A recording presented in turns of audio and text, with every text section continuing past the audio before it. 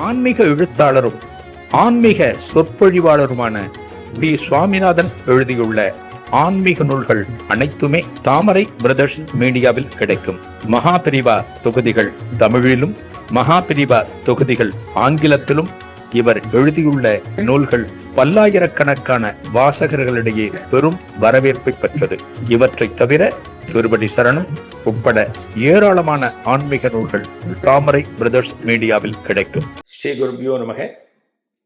ஓம் காஞ்சிவாசாய வித்மகே சாந்த ரூபாய திமகி தன்னச்சந்திரசேகரேந்திர பிரச்சோத்தியாத். எல்லாருக்கும் நமஸ்காரம். மகாபிரிவா மகிமை அனுபவத்தில் குஜராத்தில் இருக்கிற ஒரு பெண்மணியை பற்றி பார்க்குறோம். பெரிவாளை தரிசனம் பண்ணணும் அப்படின்னா நீங்கள் பல பேர் என்ன சொல்லுவான்னா, நான் பெரியவாளை பார்த்ததே இல்லையே, பெரியவாளை தரிசனம் பண்ணுற பாக்கியம் எனக்கு அமையவே இல்லையே அப்படின்லாம் சில பேர் குறைப்பட்டுப்பார். ஒரு மகானை தரிசனம் பண்ணணும் அப்படின்னா அவரை நம்ம இதுக்கு முந்தி தரிசனம் பண்ணியிருக்கணுன்ற அவசியம் கிடையாது. பாருங்க, எங்கோ இருக்கிற ஒரு பெண்மணிக்கு பெரிய அனுகிரகம் போய் சேருது. எங்கே? குஜராத்தில் இருக்கிற ஒரு பெண்மணிக்கு. அந்த பெண்மணிக்கும் காஞ்சி மகா பிரிவாளுக்கும் ஸ்நான பிராப்தி கூட கிடையாது. அந்த பெண்மணி கேள்விப்பட்டதே கிடையாது. காஞ்சிபுரம்னு ஒன்று இருக்கு, அங்கே மகா பிரிவான்னு ஒரு மகான் இருக்கார், எதுவுமே அந்த பெண்மணிக்கு தெரியாது. ஆனால் அன்னைக்கு கார்த்தையில கணவனை விட்டு பேப்பர் வாங்கிட்டு வர சொல்றான். அந்த பேப்பரை கடன்னு பிரட்டுறா. கடைசி பக்கத்தில் இருக்கிற விளம்பரத்தை பார்த்துட்டு இவர் தாங்க அப்படின்னு கணவர்கிட்ட சொல்றார். யாரடி இவரு? கணவர் கேட்கிறான். சொல்ற அந்த பெண்மணி, இன்னைக்கு விடிகாலையில் எனக்கு ஒரு கனவுங்க. விடிகாலையில் பொதுவாக நம்ம என்ன சொல்லுவோம், வெடிகாலத்தால் கனவு கண்ட பலிக்கும் அப்படின்னு சொல்லுவோம். பட் அது எந்த அளவுக்கு உண்மை, சொப்பன சாஸ்திரம் என்ன சொல்கிறது அப்படிங்கிறது வேற. சொல்லுவோம் விடிகாலத்தால் கனவு கண்டா பலிக்கும் அப்படின்னு சொல்லுவோம். அப்போ மத்தியானத்தில் கனவு கண்ட, நடு ராத்திரி கனவு கண்ட, அது பலிக்காத? தெரியல. இதெல்லாம் நேரத்தை பொறுத்து. இதெல்லாம் அந்த பெண்மணி சொல்கிறா, விடிகாலில் ஒரு கனவு வந்ததுங்க. நான் நம்ம வீட்டு வாசலில், அவங்க வீடு குஜராத்தில், அவங்க இருக்கிற தெருவில் வீட்டு வாசலில் நான் கோலம் போட்டுட்ருக்கேன். தண்ணி தெளித்து கோலம் போட்டுட்ருக்கேன். அப்படி கோலம் போட்டுட்ருக்க போது திடீர்னு கீழே பார்த்தா ஒருத்தருடைய 2 கால் தெரியுது. யாரோ நிற்கிற மாதிரி தெரியுது எனக்கு. உடனே நான் அந்த கோலமாவை அப்படியே வச்சுட்டு நான் அப்படி அண்ணாந்து பார்க்குறேன். ஒரு சன்னியாசி நிற்கிறேன். யாரு? ஒரு சன்னியாசி நின்றுட்டு இருக்க. என்னடா அது, கால நேரத்தில் ஒரு சன்னியாசி வந்திருக்க. இந்த சன்னியாசி இதற்கு முன்னால் நம்ம பார்த்தது கூட கிடையாது. யார் இந்த சன்னியாசின்னு எழுந்து நின்ன.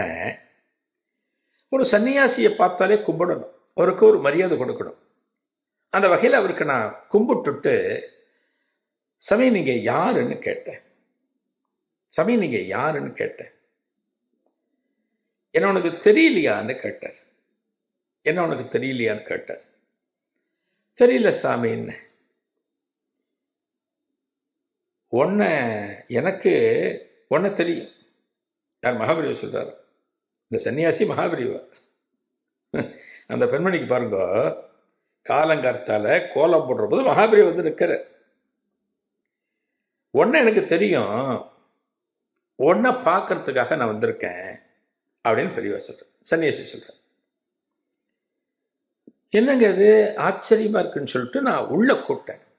வீட்டுக்குள்ளே வாங்க, ஒரு சன்னியாசி தானே, வீட்டுக்குள்ளே வந்தால் ஒரு அனுகிரகம், வீட்டுக்குள்ளே வாங்கன்னு கூப்பிட்டேன். வீட்டுக்குள்ளே வந்தார். வீட்டுக்குள்ளே உட்காந்தார். உட்காந்தோடனே, நீ என்னை பார்க்க வரமாட்டியா அப்படின்னு கேட்டார்.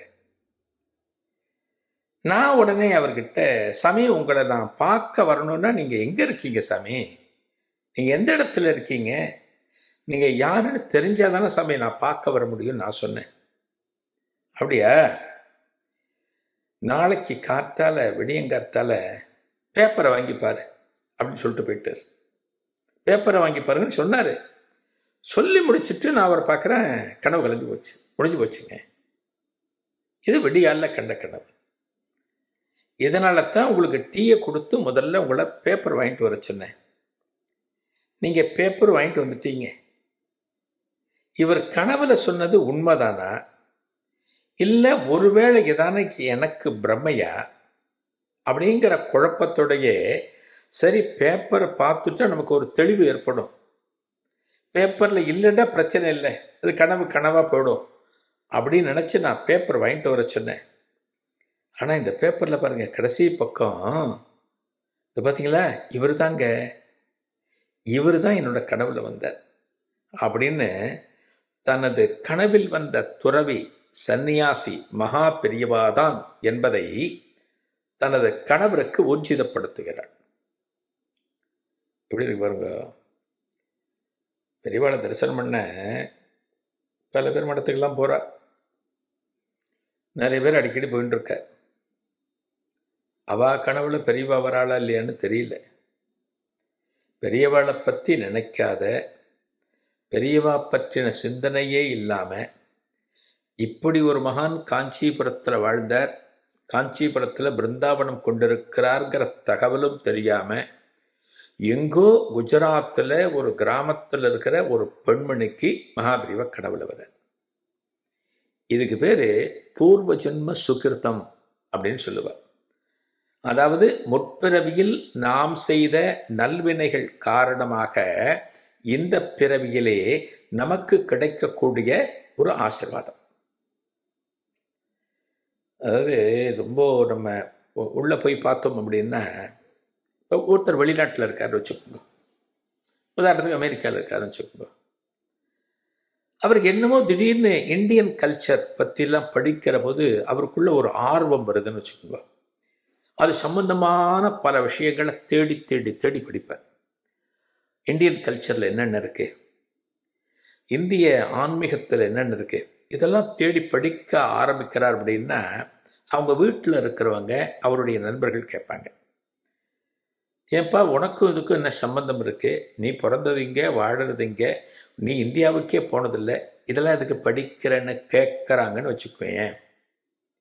அது என்ன தெரியுமா அர்த்தமாக இருக்கலாம், இவர் முந்தைய பிறவியில் இந்தியாவில் பிறந்திருக்கலாம். அந்த பூர்வ ஜென்ம வாசனை காரணமாக இந்து மதம் சனாதன தர்மம் தொடர்பான பல தகவல்களை தேடி பார்க்கலாம். அப்படிதான் அந்த லிங்க் வரும்.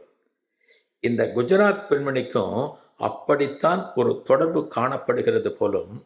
இதன் தொடர்ச்சியை அடுத்த நிகழ்வில் காணலாம். நன்றி, வணக்கம். ஆன்மீக எழுத்தாளரும் ஆன்மீக சொற்பொழிவாளருமான பி. சுவாமிநாதன் எழுதியுள்ள ஆன்மீக நூல்கள் அனைத்துமே தாமரை பிரதர்ஸ் மீடியாவில் கிடைக்கும். மகாபிரிவா தொகுதிகள் தமிழிலும், மகாபிரிவா தொகுதிகள் ஆங்கிலத்திலும் இவர் எழுதியுள்ள நூல்கள் பல்லாயிரக்கணக்கான வாசகர்களிடையே பெரும் வரவேற்பை பெற்றது. இவற்றை தவிர திருப்பதி சரணம் உட்பட ஏராளமான ஆன்மீக நூல்கள் தாமரை பிரதர்ஸ் மீடியாவில் கிடைக்கும்.